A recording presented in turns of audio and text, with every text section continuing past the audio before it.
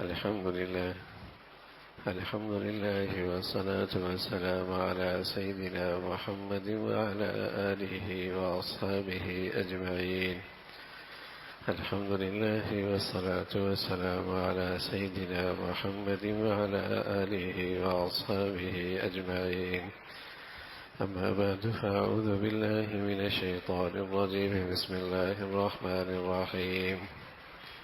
اليوم أكملت لكم دينكم وأتممت عليكم نعمتي ورضيت لكم الإسلام دينا. وقال الله تعالى: ومن يبتغ غير الإسلام دينا فلن يقبل منه وهو في الآخرة من الخاسرين. صدق الله العظيم. اللهم صل على سيدنا محمد النبي الأمي وعلى آله وأصحابه وسلم. اللهم صل على سيدنا محمد النبي الأمي وعلى آله وأصحابه وسلم.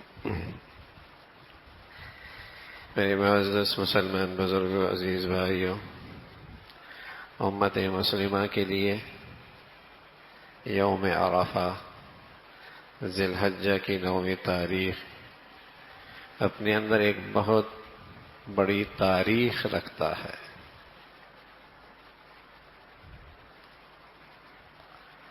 عالم اسلام کے لیے یہ دن بہت عظیم و شان دن ہے. اس دن امت مسلمہ کو ایک بہت ہی عظیم بشارت نصیب ہوئی ہے. عرفہ کا دن ہے، عصر کا وقت ہے. اللہ کے نبی صلی اللہ علیہ وسلم اونٹنی پہ تشریف فرما ہے. عرفات کا میدان ہے اور پوری امت کا انتخاب آپ کے سامنے موجود ہے. ساری امت کا خلاصہ اس میدان عرفات میں اس گھڑی میں موجود ہے. اور اس موقع پہ یہ آیت اترتی ہے، اور اس آیت میں اتنی عظیم و شان بشارت ہے امت مسلمہ کے لیے کہ جب ایک یہودی کو پتہ چلا کہ مسلمانوں کی کتاب میں، مذہب میں یہ پیغام ہے، تو حضرت عمر سے کہنے لگا رضی اللہ تعالیٰ عنہ: عمر، اگر یہ پیغام ہمیں ملا ہوتا تو ہم اس دن کو ہر سال بطور یادگار مناتے. اتنا بڑا اعزاز تمہیں مل رہا ہے، اتنا بڑا احسان، اتنی عظیم و شان نعمت اس امت کو مل رہی ہے، ہمیں ملا ہوتا تو ہم اسے تہوار کے طور پہ مناتے. حضرت عمر فرمان لگے رضی اللہ تعالیٰ عنہ کہ جس دن اللہ نے یہ ہمیں پیغام اور یہ خوشخبری دی تھی، اس دن ہمارے ویسی 2 تہوار تھے. ایک جمعے کا دن تھا اور دوسرا عرفہ کا دن تھا. مسلمانوں کے لیے جمعہ بھی عید ہے، عرفہ بھی بہت عظیم و شان دن ہے. حضرت عمر نے فرمایا کہ جب اللہ نے ہمیں یہ اعزاز دیا تو ہمارے تو ویسی 2 تہوار تھے.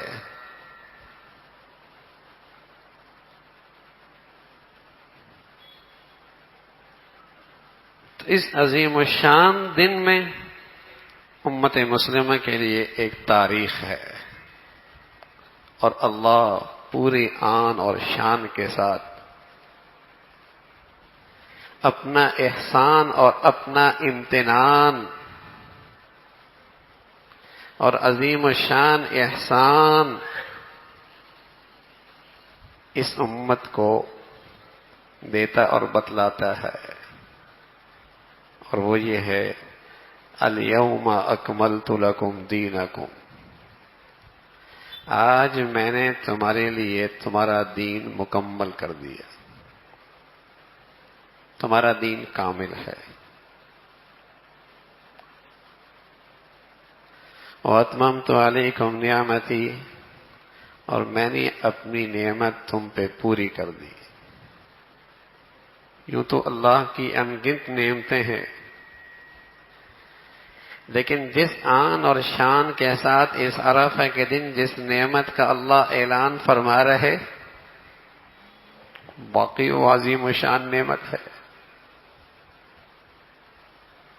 اور پھر فرمایا وَرَضِيتُ لَكُمُ الْإِسْلَامَ دِينًا، میں نے اسلام کو بطور دین تمہارے لیے پسند کر لیا.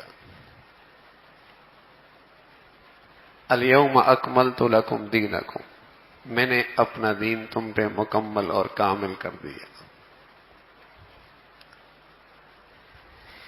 یہ ایک مسلمان اور امت مسلمہ کے لیے پیغام ہے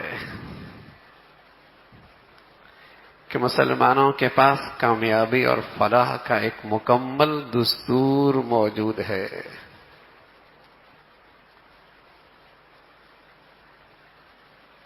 مسلمانوں کے پاس کامیابی اور فلاح کا ایک مکمل دستور موجود ہے جس کا نام اسلام ہے.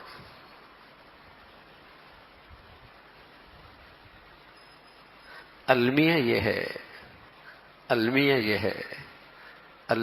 ہے کہ مسلمان آج نماز بھی پڑھ لے گا، روزہ بھی رکھ لے گا، حج بھی کر لے گا، لیکن آیا اسے اسلام پر یہ اعتماد ہے کہ اسلام مجھے آج نجات اور فلاح کے راستے پہ ڈال دے گا؟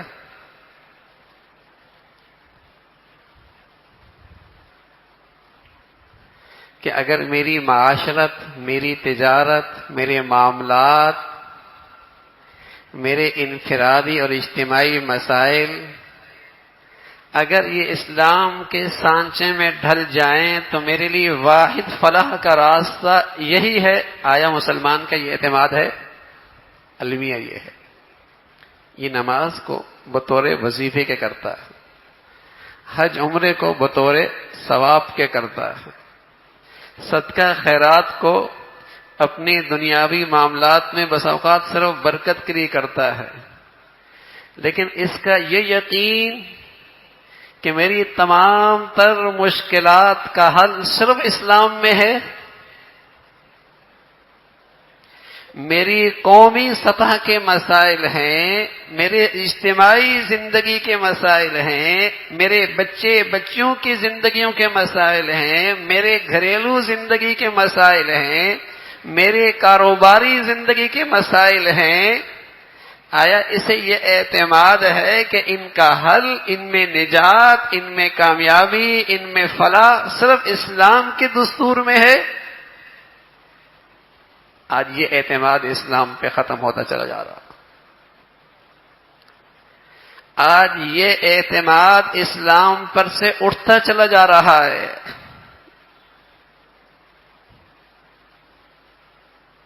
جیسے آدمی اپنے بچے کے بارے میں ایک ذہن رکھتا ہے کہ اگر میں نے اپنے بیٹے کو آج کی تعلیم نہ دلوائی،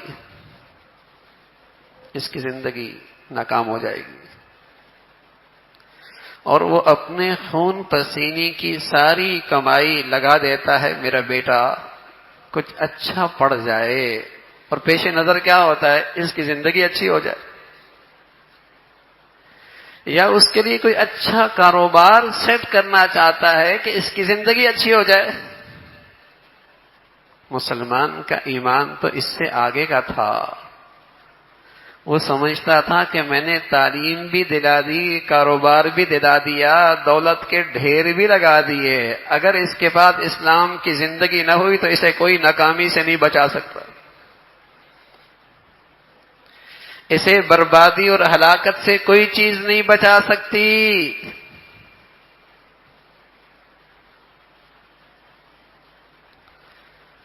اور میں نے اگر اسے اسلام کے راستے پہ ڈال دیا تو اسلام میں صرف آخرت نہیں بنتی. سبحان اللہ. یہ دنیا بھی بڑی پرسکون ہوتی ہے، یہ دنیا بھی بڑی محبت بھری ہوتی ہے، گھر کی چار دیواری بھی بڑی جنت نما ہو جاتی ہے، لیکن اسلام کے اس سکے پہ آج میرا اعتماد کتنا؟ جس خوشخبری کو اللہ اس آن سے اور اس شان سے بتا رہے کہ حضور علیہ الصلوۃ والسلام اس کے بعد تقریباً 81 دن تک اس دنیا میں آپ کا قیام رہا، تقریباً 2.25 مہینے اور 1 دن زائد. یہ آپ کی زندگی کی آخری آیت زمانے کی آیتوں میں سے ہے. الیوم اکملت لکم دینکم، دین مکمل ہو گیا، جس میں عقائد بھی ہیں، جس میں عبادات بھی ہیں، جس میں معاملات بھی ہیں، جس میں حقوق اللہ بھی ہیں، جس میں حقوق العباد بھی ہیں، جس میں یہاں جہاں یہ ہے کہ نماز فرض ہے وہاں یہ بھی ہے کہ وراثت کی تقسیم بھی شریعت کے مطابق فرض ہے، وہاں یہ بھی ہے. جہاں یہ ہے کہ روزہ فرض ہے وہاں یہ بھی ہے کہ لقمہ حلال یہ بھی فرض ہے، یہ بھی فرض ہے. ابھی یہ مکمل ضابطہ ہے، زندگی ہے، ایک مکمل زندگی ہے. لیکن آج مسلمان کو اس ضابطہ زندگی پر اعتماد کتنا ہے؟ دور اندیش ماں باپ انہیں اپنی اولاد کے سلسلے میں جس چیز کی سب سے زیادہ فکر ہوا کرتی تھی، یا بنیا ان اللہ اصطفى لكم الدین فلا تموتن الا وانتم مسلمون. اے میرے بیٹو، ابراہیم علیہ الصلوۃ والسلام، حضرت یعقوب علیہ الصلوۃ والسلام کیا کہہ رہے؟ یا بنیا، یا بنیا، اے میرے بیٹو، دیکھو ہماری سب سے بڑی چاہت یہ ہے کہ تمہاری موت سوائے اسلام کے اور کہیں نہ آئے. اور ظاہر ہے اسلام پہ مرنے کے لیے اسلام پر جینا ضروری ہے،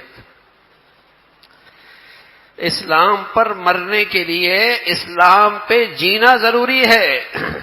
وَلَا تَمُوتُنَّ إِلَّا وَأَنْتُمْ مُسْلِمُونَ، اے اہل ایمان تمہارا خاتمہ صرف اسلام پہ ہو. لیکن اسلام پہ خاتمے کے لیے اسلام پہ جینا ضروری ہے. رسول اللہ صلی اللہ علیہ وسلم فرمایا کرتے تھے تموتون کما تعیشون، جیسے تم زندگی گزار رہے ہوگے ویسے موت آئے گی. اور جب زندگی کا لمحے کا پتہ کوئی نہیں، کسی گھڑی یہ زندگی کا چراغ بجھ جائے تو پھر ضروری ہے نا کہ میری زندگی کا ہر لمحہ اسلام پہ ہو، میری زندگی کا ہر لمحہ عبادت کے لحاظ سے، عقائد کے لحاظ سے، حقوق اللہ اور حقوق العباد کے لحاظ سے اسلام کے سانچے میں ہو. دور اندیش ماں باپ وہ جانتے تھے کہ اس کی سوا کامیابی کا کوئی اور راہ نہیں ہے. وَمَن يَبْتَغِ غَيْرَ الْإِسْلَامِ دِينًا فَلَن يُقْبَلَ مِنْهُ وَهُوَ فِي الْآخِرَةِ مِنَ الْخَاسِرِينَ. جو اسلام کو چھوڑ کر کوئی اور زندگی اختیار کرے گا وہ تو کل ہلاکت میں ہے، تباہ و برباد ہے، وہ بربادی ہے اس کے لیے. تو اتنا بڑا اعزاز اس عرفہ کے دن اہل اسلام کو، اس امت مسلمہ کو نصیب ہوا. تو یہ تجدید عہد ہے. آج کا دن اہل ایمان کے لیے، امت مسلمہ کے لیے تجدید عہد کا دن ہے کہ وہ اسلام سے وفاداری میں عہد کرے. آپ علیہ الصلوۃ والسلام فرمایا کرتے تھے بدأ الاسلام غریبا وسيعود كما بدأ. اسلام جب آیا تھا تو اجنبی تھا، اجنبی تھا. خال خال کی زندگی میں کہیں اسلام نظر آتا اور لوگ اسے اجنبی نظروں سے دیکھتے تھے، اجنبی نگاہوں سے کہ یہ اسلام، یہ زندگی کیسی ہے. فرمایا ایک وقت پھر آئے گا کہ اسلام پھر اجنبی ہو جائے گا. کوئی اپنا سراپا اور اپنی گھریلو اور اپنی معاشرتی اور معاملات کی زندگی سب اسلام کے سانچے میں لے آئے، لوگ اسے اجنبی نظروں سے دیکھیں گے. وَسَيَعُودُ كَمَا بَدَا، اسلام پھر اجنبی ہو جائے گا. لیکن رسول اللہ صلی اللہ علیہ وسلم فرمانے لگے فَطُوبَى لِلْغُرَبَاءِ الَّذِينَ يُصْلِحُونَ مَا أَفْسَدَ النَّاسُ مِن بَعْدِي مِن سُنَّتِي، اے اللہ تو انہیں خوش و خرم رکھنا. اللہ کے نبی صلی اللہ علیہ وسلم کی دعا مل رہی ہے. آدمی اللہ والوں سے دعا کرتا ہے، اللہ کے نیک بندوں سے دعا کرواتا ہے، کروانی بھی چاہیے، لیکن یہ آدمی کتنا خوش نصیب ہے جسے اللہ کے حبیب کی دعا مل رہی. رسول اللہ صلی اللہ علیہ وسلم فرمان لگے فَطُوبَى لِلْغُرَبَاءِ الَّذِينَ يُصْلِحُونَ مَا أَفْسَدَ النَّاسُ مِن بَعْدِي مِن سُنَّتِي. جب لوگ اسلام کی زندگی سے کنارہ کشی اختیار کر رہے ہوں گے، دستبردار ہو رہے ہوں گے، کھرج کے اپنی زندگی سے اسلام کے نشانات مٹا رہے ہوں گے، اور یہ شخص پھر اسلام کی زندگی کو اپنے سینے سے لگا لے، اے اللہ تو اسے خوش خرم رکھ، اے اللہ تو اسے خوش خرم رکھنا. تو یہ دن تجدید عہد کا دن ہے کہ میرے عقائد اسلامی ہوں، میری زندگی میں اسلامی عبادات ہوں، میرے معاملات اسلام کے مطابق ہوں، میری معاشرت مسلمانوں کی اپنی تہذیب، اپنا تمدن ہے جس سے یہ سب سے ممتاز ہے، اس کی اپنی ایک زندگی ہے. یہ لاکھوں میں ہونا تب بھی پہچانا جاتا ہے. درخت کی جڑیں سرسبز ہوں تو اس کا تنا اور اس کے پتے اور اس کی شاخیں اور اس کے پھول اور اس کا پھل لاکھوں میں ہو تب بھی اپنی پہچان دیتا ہے، اپنا تعارف کراتا ہے کہ میں کس چیز کا پودا ہوں. درخت کس چیز کا ہے لاکھوں میں ہو، اور اللہ نہ کرے اس کے اندر کی وہ جڑیں خشک ہو جائے تو پھل نہیں آتا، پتے نہیں رہتے، شاخیں نہیں رہتی، تنا رہ جاتا ہے، تنا بھی سوکھ جاتا ہے اور اپنی پہچان کھو بیٹھتا ہے، اپنی پہچان کھو بیٹھتا ہے. تو میرے عزیزو، جب مسلمان اپنی عقائد اور معاشرت کے لحاظ سے مسلمان ہوتا ہے تو لاکھوں میں ہو تو لگتا ہے محمدی ہے، لاکھوں میں ہو تو پہچانا جاتا ہے کہ یہ بیٹی، یہ بہنا محمدی ہے، مسلمان بیٹی ہے. اور اگر اندر سے عقیدہ اور معاشرت اس کی زندگی سے اٹھ جائے تو پھر پتہ نہیں چلتا یہ مسلمانوں کی اولاد ہے یا غیروں کی ہے، تمیز ہی مٹ جاتی ہے. تو یہ اس عظیم الشان نعمت کی ناقدری ہے جو اللہ رب العزت نے امت مسلمہ کو اس دن، عرفہ کا دن، عصر کی گھڑی، جہاں پوری امت مسلمہ کا خلاصہ رسول اللہ صلی اللہ علیہ وسلم کے پاس اکٹھا تھا، جہاں آپ کو بشارت ملی کہ آپ کا دین کامل اور مکمل ہے اور آپ کی فلاح اور کامیابی کا واحد دستور صرف اسلام ہے. اس لیے حضرات صحابہ رضوان اللہ علیہم اجمعین فرمایا کرتے تھے، آج ہم دنیا کی عزت کے لحاظ سے، فلاح اور کامیابی کے لحاظ سے جس سطح پہ کھڑے ہیں اس کے پیچھے ہے کیا؟ ہم آج کامیابی اور فلاح اور کامیابی کے جس سطح پہ کھڑے ہیں، عزت اور سعادت کی جن بلندیوں پہ ہیں، اس کے پیچھے چیز کیا ہے؟ تو کہا کرتے تھے اعزنا اللہ بالاسلام، جو کچھ ہمارے پاس ہے یہ صرف بدولت اسلام ہے. اور یہ ایسے لوگ تھے کہ اسلامی زندگی سے ایک انچ بھی دستبردار ہونے کے لیے تیار نہ تھے، اس لیے انہیں یقین تھا کہ ہماری فلاح اور کامرانی اور کامیابی اسلام میں ہے. ایک انچ بھی دستبردار ہونے کے لیے تیار نہ تھے. یہی سب سے بڑی کامیابی کی چابی اور کنجی ان کے پاس تھی. تو میرے عزیزو، اللہ کرے اس دن کی برکت سے ہمارا دل اندر سے یہ مان جائے کہ میرے بچوں کا مسئلہ ہے، میری بچیوں کا مسئلہ ہے، میرا گھریلو مسئلہ ہے، میرا کاروباری مسئلہ ہے، میری زندگی کا مسئلہ ہے، میرے آج کا مسئلہ ہے، میرا کل مرنے کے بعد کی زندگی کا مسئلہ ہے، تو اس کا حل صرف اسلام کی زندگی میں. اللہ کرے یہ اندر مان جائے کہ میں اس کا حل صرف اسلام کی زندگی میں ہے، تو تو میری زندگی کی سب سے بڑی ترجیح اور خواہش کیا بن جائے گی؟ اسلام بن جائے گا۔ میری زندگی کی سب سے بڑی ضرورت کیا بن جائے گی؟ اسلام بن جائے گا۔ میری زندگی کی سب سے قیمتی سرمایہ کیا ہو جائے گا؟ اسلام ہو جائے گا۔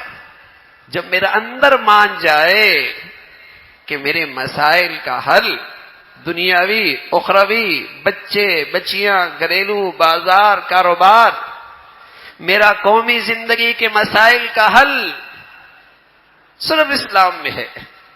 یہی وہ چیز تھی جو مسلمان دنیا میں عزت اور سعادت کی زندگی گزار رہے تھے کہ اسلام ان کے ایوانوں میں بھی تھا، ان کی عدالتوں میں بھی تھا، ان کے بازاروں میں بھی تھا۔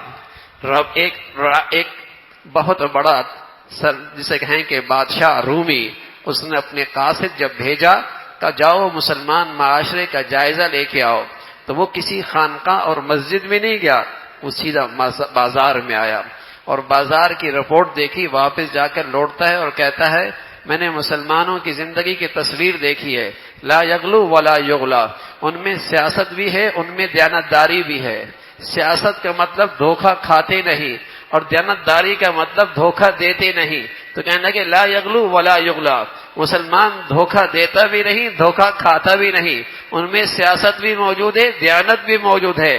بادشاہ اور رومی بادشاہ اپنے تخت سے کھڑا ہو گیا، کہا اگر مسلمانوں کی زندگی یہ ہے تو پھر دنیا کی کوئی سرحدیں انہیں نہیں روک سکتی، یہ دنیا کے پھر بادشاہ یہی ہے۔